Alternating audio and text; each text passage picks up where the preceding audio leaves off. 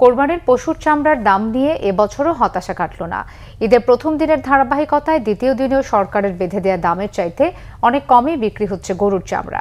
বেশিরভাগ লবণ ছাড়া গরুর চামড়া বিক্রি হচ্ছে 600 থেকে 700 টাকার মধ্যে। কাঁচা চামড়ার আড়তদার সমিতির দাবি, ব্যাংক থেকে প্রয়োজনীয় টাকা পাওয়া যায়নি, নগদ অর্থ সংকটে চামড়ার দামের এমন অবস্থা। গোলাম ময়নুল আহসানের রিপোর্ট। ঈদের দ্বিতীয় দিন রাজধানীতে পশুর চামড়ার বাজার মূলত পোস্তা কেন্দ্রিক। তাই সকাল থেকে কোরবানির চামড়া নিয়ে পোস্তার দিকে আসছেন মৌসুমী ব্যবসায়ীরা। তাদের কাছ থেকে চামড়া সংগ্রহ করছেন টানারি মালিক ও আড়তদাররা। এবার ঢাকায় লবণযুক্ত গরুর চামড়ার দাম সর্বনিম্ন 1350 টাকা ও ঢাকার বাইরে 1150 টাকা নির্ধারণ করে দিয়েছে সরকার।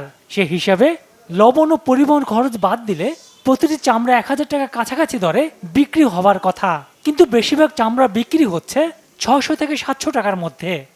রিক্সা ভাড়া দেওয়া লাগে অনেকগুলি, এই জন্য বারবার এদিক সেদিক না ঘুরে দিয়ে দিলাম আর কি 700 টাকায়। অনেক বড় চামড়া ছিল, অনেক ভালো, এটা প্রায় কমপক্ষে 1200 টাকা হওয়ার কথা, কিন্তু আসলে তারপরে দিলাম 700 টাকায়। কি আর করার আছে। আজকে 500-600 টাকা চামড়া বেচা কিনা হইতেছে। আমরা তো হচ্ছে সিজনালি ব্যবসা করি, ঈদের 2-3 দিন।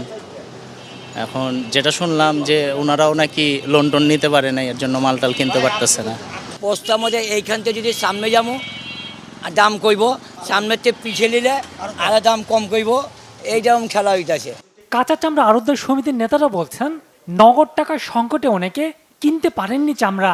ম্যাক্সিমাম চামড়া ব্যবসায়ী ওদের কাছে কোনো লিকুইড টাকা নাই। ট্রেনারেরা দীর্ঘদিন ধরে পুরাতন টাকা পরিশোধ করে না, গত বছরের টাকাও অনেক ট্রেনে রেখে দিছে।